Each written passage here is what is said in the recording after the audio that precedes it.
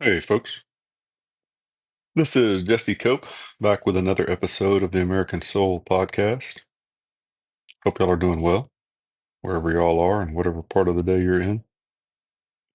Sure do appreciate y'all joining me, giving me a little bit of your time and attention, a little piece of your day. I will try and use it wisely. Hopefully, it gives us all some tools for our toolbox to help our country turn back to God and Jesus Christ. And hopefully, it helps us do that as individuals and as a nation, even if just a little bit. For those of y'all who continue to share the podcast and tell others about it, thank you so much. Very, very grateful for that. For those of y'all who continue to pray for the podcast, and for me, thank you even more for that. Very much cherish and desire those prayers. Father, thank you for today. Thank you for you, Father, and your Son, Jesus Christ, and your Holy Spirit. Thank you for your love and your mercy, your grace and your forgiveness of sins. Thank you for the time to record this podcast and the people that listen to it and share it. Please be with them, their families. Surround them with your angels, protect them from evil of any kind. Guide their thoughts and their words and their actions. Help them to feel your presence. Give them your peace. Help us to keep our eyes focused on the right things, on what's important to you, and not what the world tells us is important. Be with those who are tired, worn out, exhausted, who feel like they can't go even one more day. Comfort them, give them strength, perseverance, courage. Be with those who are out in nasty weather, working on roads, repairing electrical lines, keeping our infrastructure up and running. Be with our leaders from the president and vice president on down, senators and representatives, generals, admirals, governors,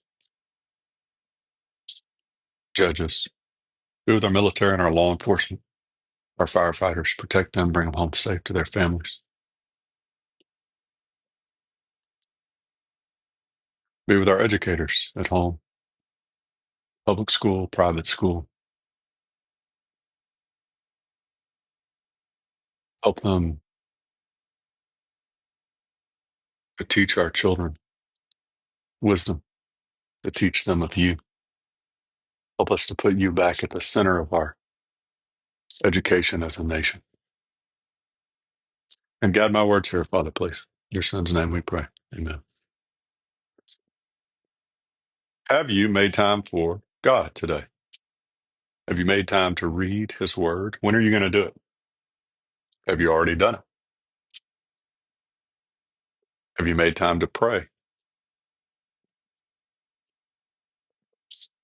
It doesn't have to be complicated, folks. It doesn't have to be a long time, especially if you're just starting. A few minutes each day. You have 5 minutes each day. At some point in your day, you have 5 minutes to read the Bible, right? Or make it shorter than that. Make it 3 minutes to read the Bible. Start off with a proverb each day. We just went through all those. Read a proverb each day. There's 31. There's 31 days in the month. It's probably not an accident. And pray. Just pray throughout the day. When you see something that you're grateful for, and it doesn't have to be this huge prayer, folks. Just tell God, like, you have a car that runs, right? Or you're a farmer or a rancher, you have a tractor that runs. Tell God, thank you. You have healthy children. Tell God, thank you. You have a healthy spouse. Tell God, thank you. You have a warm, dry place to sleep with a roof over your head. Tell God, thank you. You had good parents. Tell God thank you. You had bad parents, and they taught you a lot of lessons about what not to do. Tell God thank you. You have a good pastor down the road. Tell God thank you. Right? Just anything. You have a computer that works, and that's what you work on. Tell God thank you. Food to eat. You see how this goes, right? It's all of a sudden you start thinking of things, and you think of a lot more things. Ask God for forgiveness. What have you done today that you shouldn't have done? Or maybe yesterday if you're listening to this early in the morning. Gossip, slander, looking at porn, cheating on your spouse, drunk, little white lies, cheating on a test, cheating on a paper.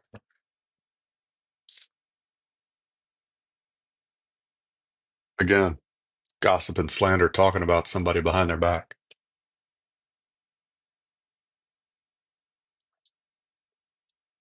You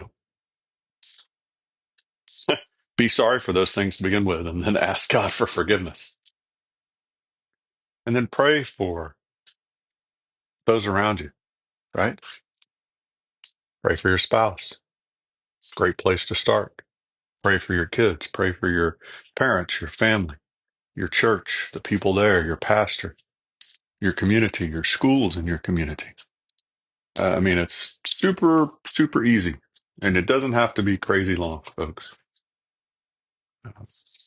And if you're married, does your spouse know it? Do you act like it, folks?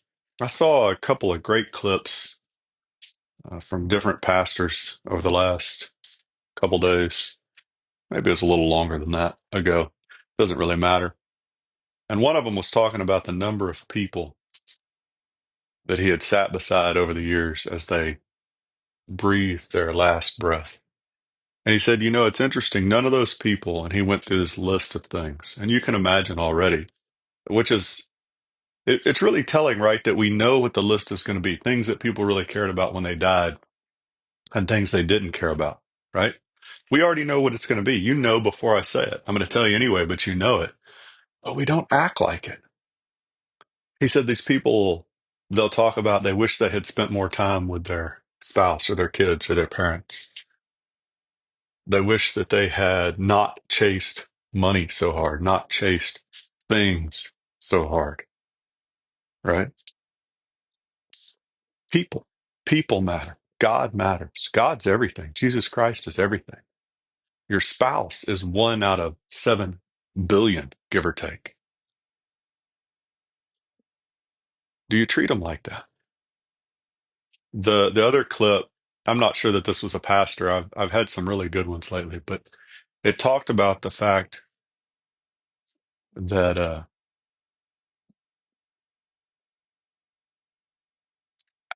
how little time we really have. It threw some numbers out there, and how we spend that time, and then it threw in, once that time is over, all this stuff that we worked so hard to get, it's gone.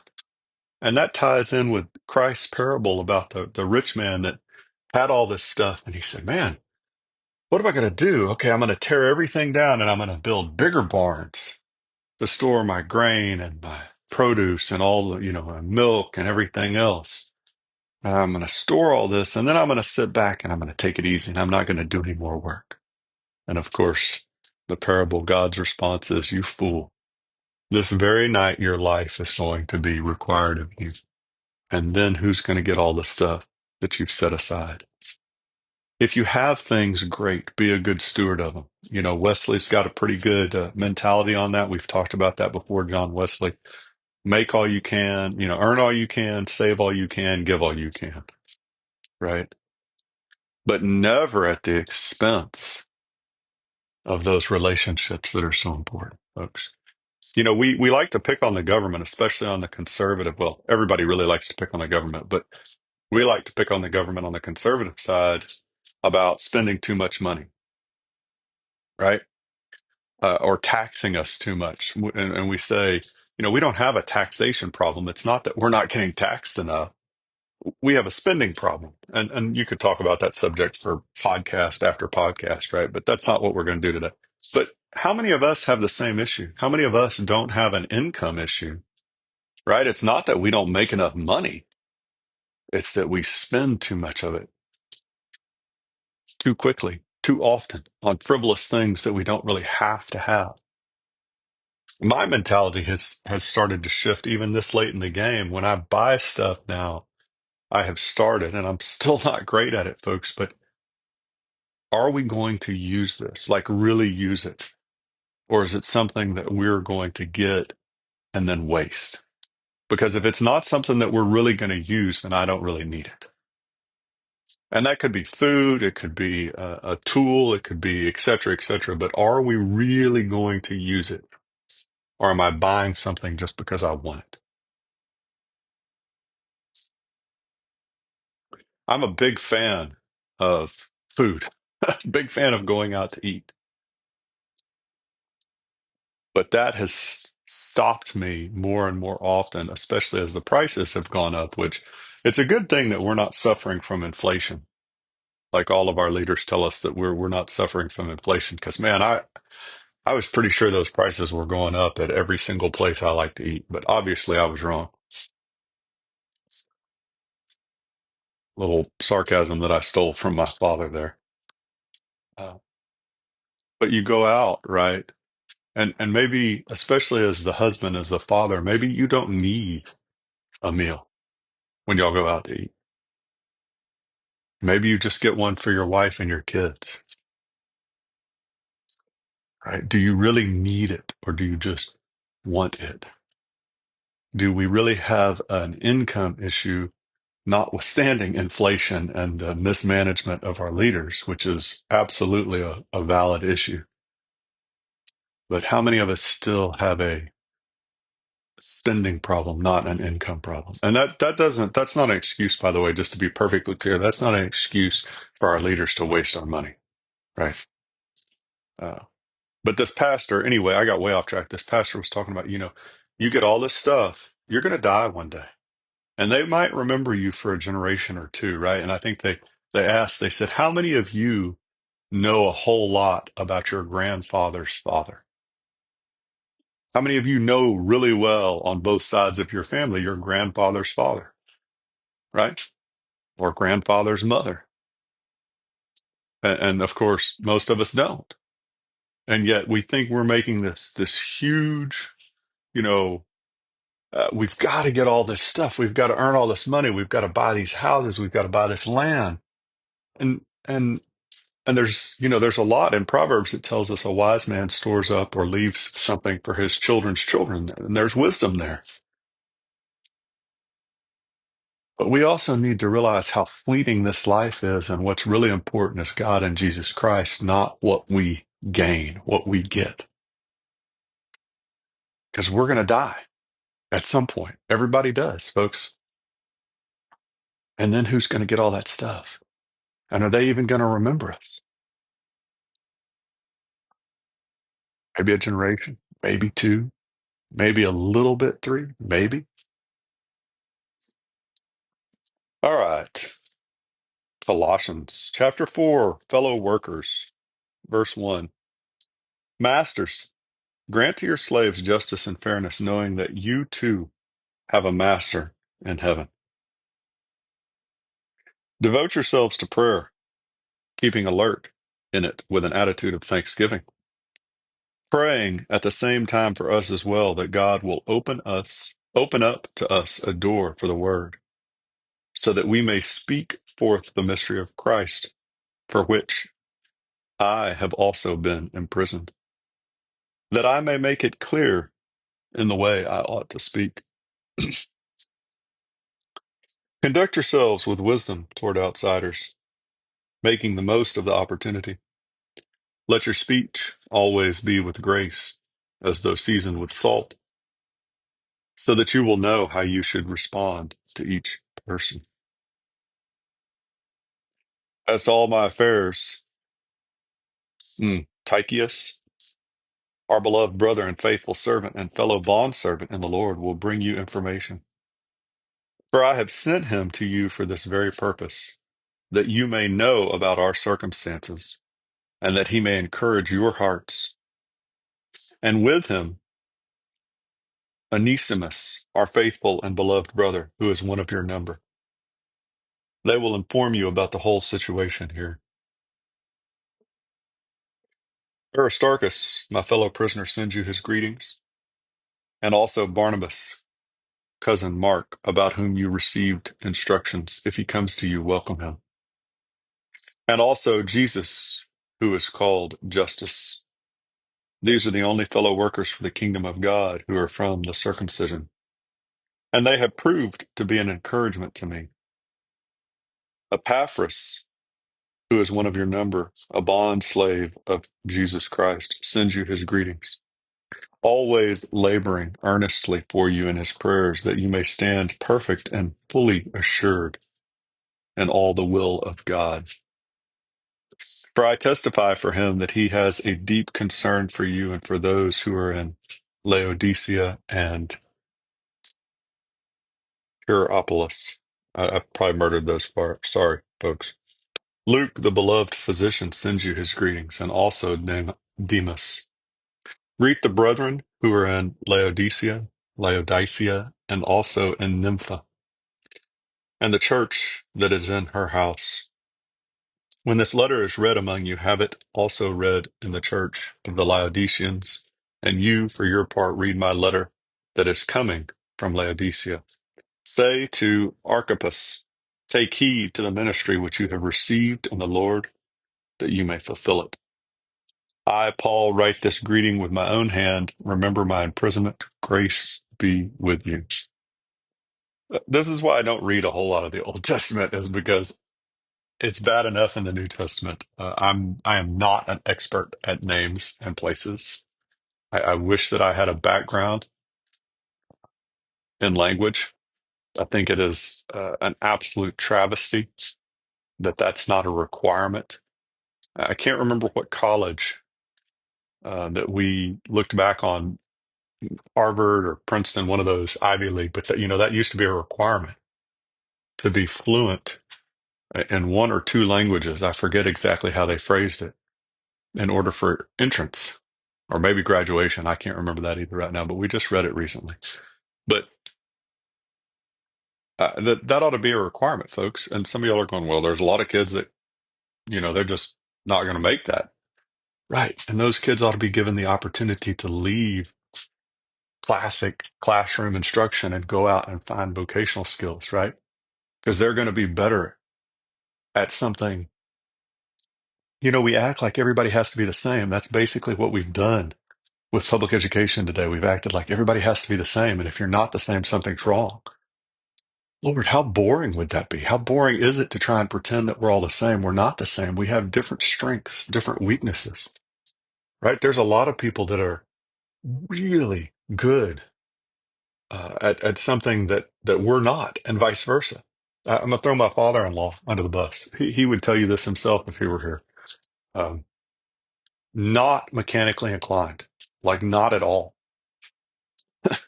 at all. And yet, folks, if you want somebody that knows numbers and can help you with finances, and particularly in a specific area, man, he's awesome. Like he's the best you're going to get. Like people come find him now at this point in his career. He doesn't go looking, people come looking for him, right? And so I know I got way off track there, folks, but we've got to quit pretending that everybody has to be the same, especially in education. It's a horrible plan. And one of the things that we ought to get out of education when we graduate people from high school, uh, we really, they ought to have a pretty good understanding of at least one other language, especially at least for the ones that are college bound. And we're just not doing that today on the whole. Verse 2, devote yourselves to prayer, keeping alert in it with an attitude of thanksgiving. Praying at the same time for us as well, that God will open up to us a door for the word, so that we may speak forth the mystery of Christ, for which I also have been imprisoned. How many of us do that? How many of us devote ourselves to prayer throughout the day, keeping alert? And how many of us have an attitude of thanksgiving when we pray? I will tell you right now, there are a lot of times, probably sadly the majority, when I go to prayer, it is not with a spirit of thanksgiving. I got a laundry list of things that I need God to fix in my life. And I don't have problems, folks. I mean, everybody has problems, right? But you think about relative, I think about some of the places I've been in around the world and some of the problems people have there, like not even having clean water to drink. How often do we thank God for clean water for those of us that have it? You go, well, that's stupid. Is it? It wouldn't be stupid if all of a sudden you didn't have it. I promise you that. If all of a sudden you don't have easy access to clean drinking water, it becomes extremely important, like top of your priority list, important almost. So, how many of us do this, right? What Paul's telling us here. How many of us devote ourselves to prayer, and how many of us have an attitude of thanksgiving? And how many of us, when we pray, pray for us or for others that a door will be opened for us to speak for the mystery of Christ? I heard this years ago. It was an exchange between a pastor and his wife, and his pastor prayed over his wife every day before he went off to work, right? Which is awesome. You're some of some of y'all that are listening out there, girls and women, y'all are like, man, I like that idea, right? Uh, but one of the things he always prayed for at the top of the list was, "Thy will be done." And so he told the story on himself. There was at one point his wife was having a pretty rough time. I think they had quite a few young kids at the house, and she was tired and maybe sick too. And he was going to have to go on a trip or something, and it was just rough, right? It was not like she was looking forward to the day or maybe a few days. And he prayed this prayer, and they got through, and she took this big sigh, and he was like, "Hey, what's wrong?" And she goes, every once in a while, could you just pray for me to have a good day, an easy day, a fun day, a joy-filled day, whatever. And I don't remember her exact words. I'm sure that her husband prayed for that at times, but what she was getting at is, why do you always have to pray for God's will, even if that means it's going to be really hard? And and of course that led into a discussion, and you understand the wife's feelings. You also understand the husband's responsibility, right? How many of us look at God and go, I want you to do whatever you need to do to me to help spread the word of Jesus Christ to save souls? Because I sure don't, folks. I guarantee you, I'm getting a little better at it. I am, and I hope that I'm helping our nation and some of y'all just a little bit see that that's the point. If we manage to save America, is God giving us the opportunity to save lost souls? But man, I have a lot of things that I'd rather pray for first. A lot. Let your speech always be with grace. Man, there's so many proverbs that talk about the way we talk, right? How many of us go through the day thinking about our words before that I've told this story so many times, probably on the podcast, y'all are sick of hearing it, but that girl in college that I played tennis with, think, speak. How many of us stop to think before we talk? Even if just for a few seconds, how many of us manage to keep our mouths shut? Or rather, how many of us really like the sound of our own voice?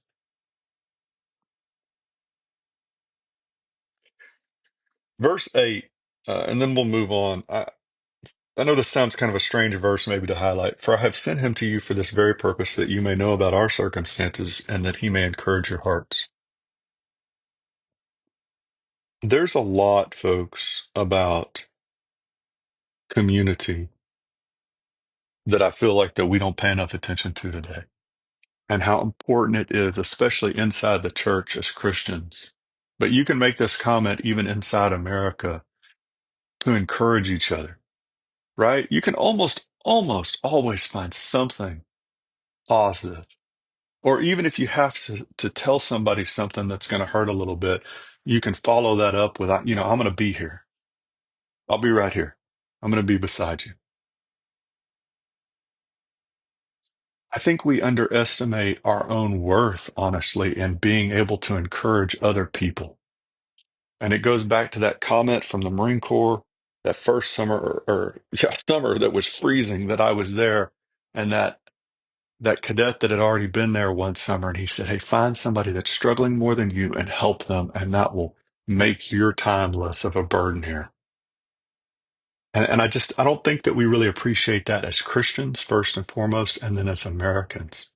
Like, are we supporting each other in the church, or are we dividing each other? Are we looking at each other and automatically judging each other based on looks, based on what denomination? Lord, that one just fires me up every time. Y'all know that. Like, based on what denomination we go to, based on what part of the country we're in, or are we unifying and encouraging each other around Jesus Christ? Same thing as an American. Are we dividing? We just spent days on this hyphenation topic with Teddy Roosevelt from 1916. Is that what we're focused on? Our hyphenation? Are we focused on just being an American and focusing on our founding faith and principles and building each other up as Americans? And this always gets back to Calvin Coolidge and his quote, folks. If we don't have these unifying principles be almost universal across our country, our republic won't stand. And the church won't either, folks.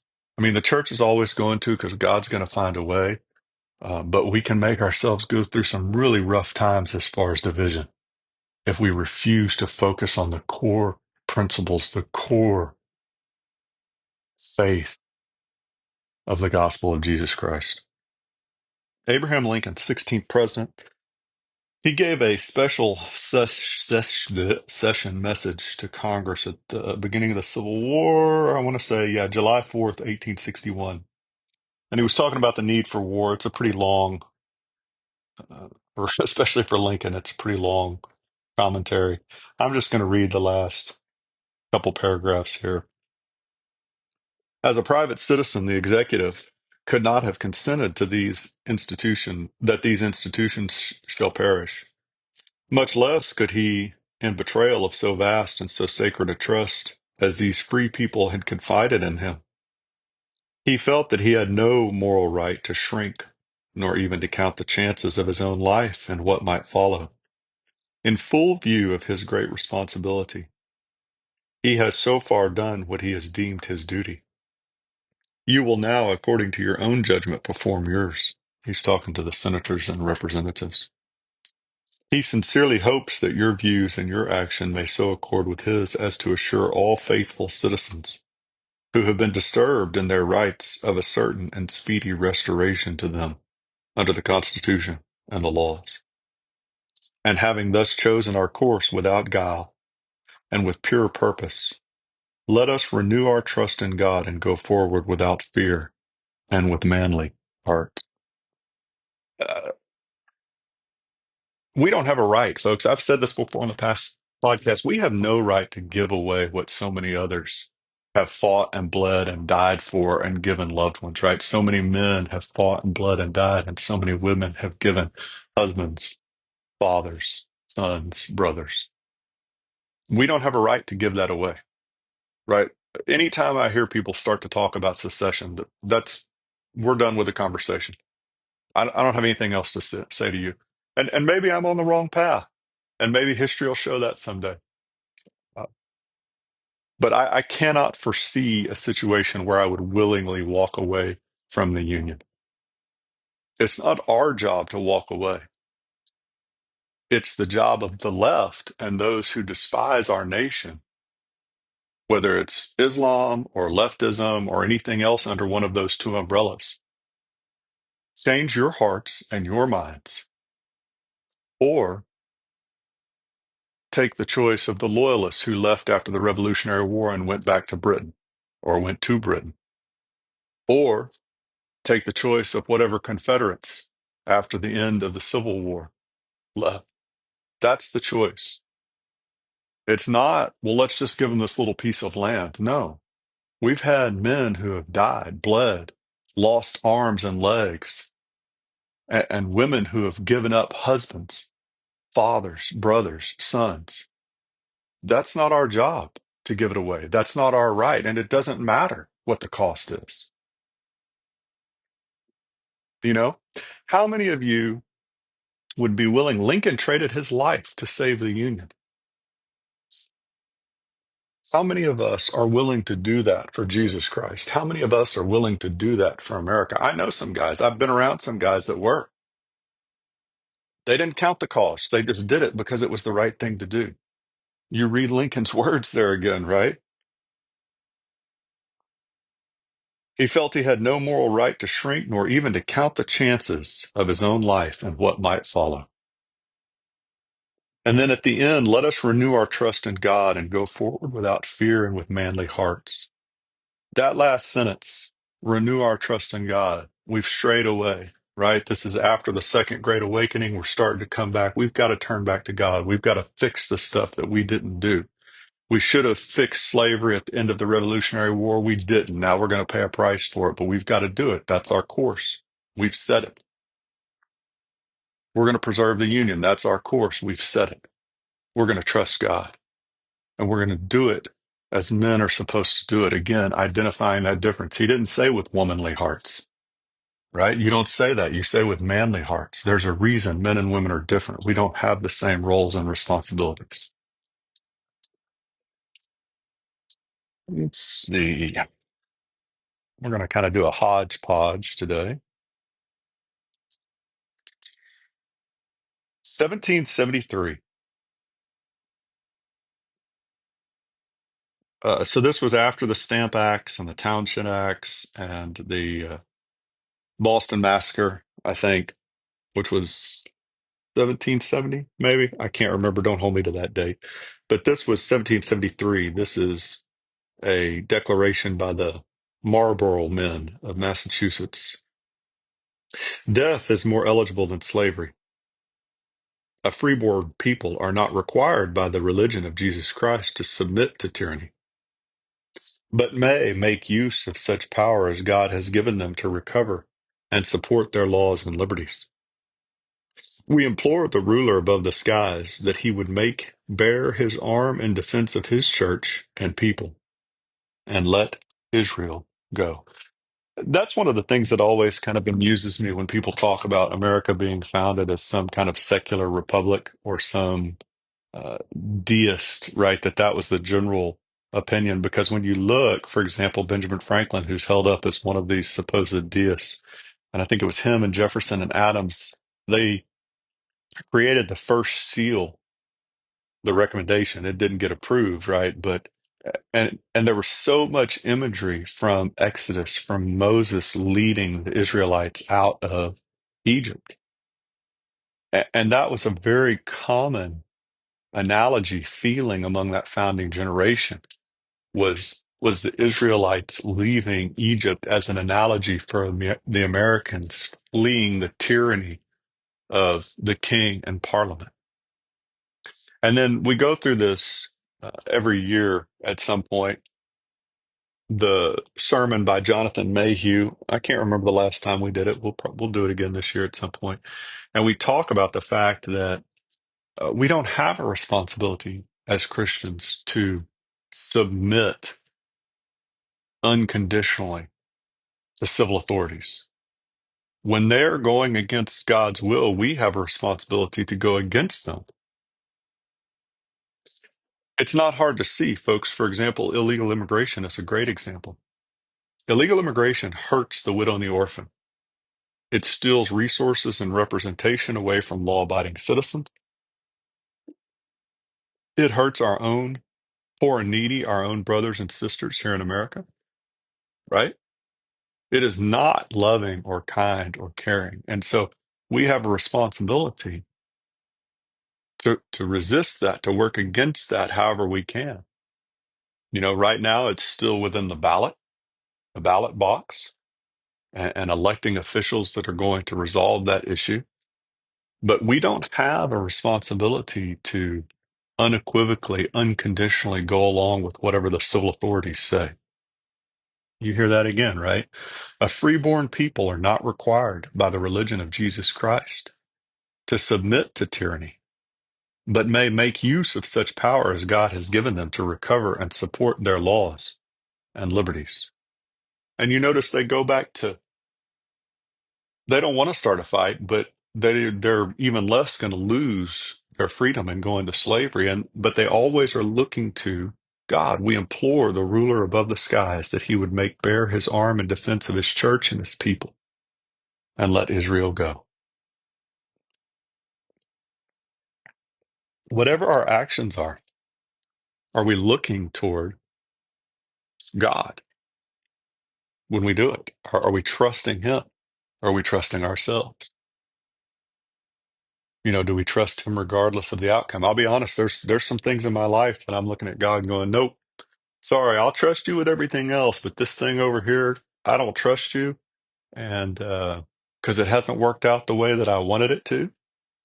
And it's hard. It's really hard and it hurts. And I'm sure some of y'all, almost all of y'all have dealt with a situation like that. Maybe it's a physical hurt, maybe it's an emotional hurt. You know, are we looking to God? 1984, there was a political science survey done by Donald Lutz and Charles Hyneman, I believe, if I'm saying that right, Hyneman. And they did this, they wrote this paper. The paper was titled The Relative Influence of European Writers on Late 18th Century American Political Thought. It was published in the American Political Science Review in 1984, I think, uh, issue or volume 78. And what these two scientists did, these political scientists, they went in and they gathered about 15,000 items uh, of commentary made by our founding fathers from the mid to late 1700s into just the first few years of the 1800s. And they gathered up about 3,000 specific quotes out of these 15,000 different publications. And what they found is that 2.9% of the time, the quotes referenced John Locke, right? We've talked about him once or twice, I think. He was an English philosopher. 7.9% of the time, it was uh, Sir William Blackstone, who we have talked about in the past on this podcast, who wrote commentaries on the laws of England. And a lot of people look to that. 8.3% of the time, French philosopher Charles de Montesquieu. And then 34% of the time, the quotes came straight out of the Bible. Now, a lot of these samples came from sermons, but at that time, that's what a lot of people did multiple times a week is listen to sermons. And that's where you got a lot of your political information, guidance was from your pastor, right? This modern idea that our churches, that our pulpits shouldn't have anything to say about politics is just astounding. That's that is just not part of our history. Our pulpits have led in both great awakenings that led us away from the tyranny of Britain and that led us to fight against the evil of slavery. The lead has come from the pulpit, and the lead's going to have to come from the pulpit here again, folks. It doesn't matter who, we can't take that step out, right? I hear so often people talking about how great the Second Amendment is, but the Second Amendment is worthless if we don't have the First Amendment and a moral and religious people, as John Adams said. Otherwise, we just got a lot of really bad people with guns. And we've seen historically how that goes down. It doesn't matter who we put in charge, folks. Trump, Biden, uh, Harris, any of the staff, Vance, it doesn't matter. And it doesn't matter who the cabinet is. If if the first part of this isn't God, if that's not where we're getting our guidance from, then we're going to go off the rails. It's just a matter of time. It's not a matter of if, just when. And you look at our founders, you look at these percentages again, right? 34% from the Bible. The next one is at 8% from Montesquieu, 7%, 8% again from Blackstone, 2%, 3% from John Locke. It's a threefold increase over the next highest percentage. We were not founded as a deist nation. Our founders did not at all want separation of God and state, which is wholly different than separation of church and state.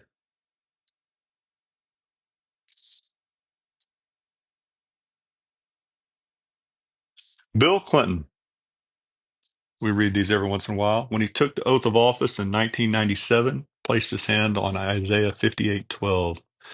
Those from among you shall build the old waste places. You shall rise up the foundations of many generations, and you shall be called the repairer of the breach, the restorer of streets to dwell in. Just one of those little examples, folks, that so clearly illustrates that we were born a Christian nation. If we weren't a Christian nation, then why in the world would we have our presidents put their hand on the Bible when they take the oath of office? Why would we have the oath of office for our military officers and personnel end with "So help me God"? Why would it be on our currency? In God we trust, right? Which, again, just a little reminder, we did a podcast on this recently.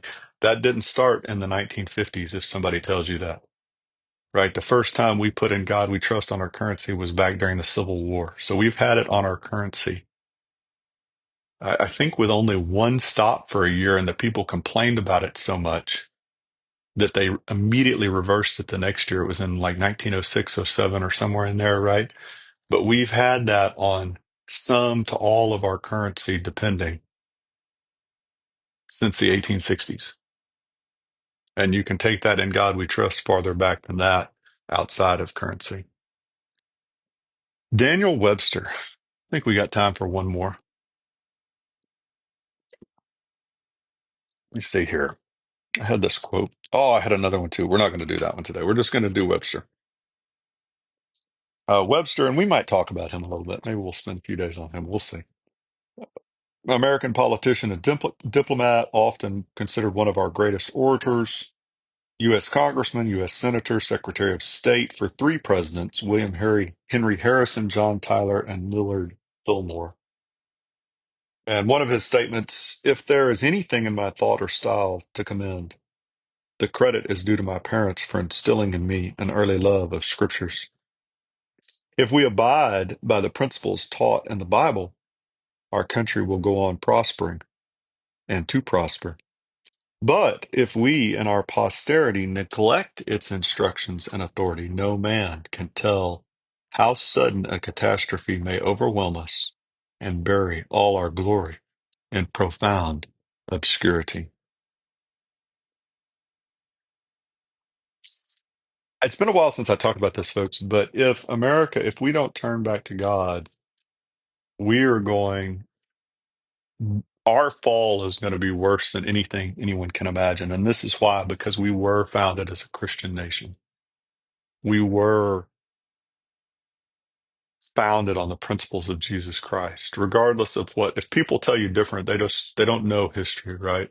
Or they'll throw some quote at you like Adams out of the Treaty of Tripoli, we were in no way, no sense a Christian nation.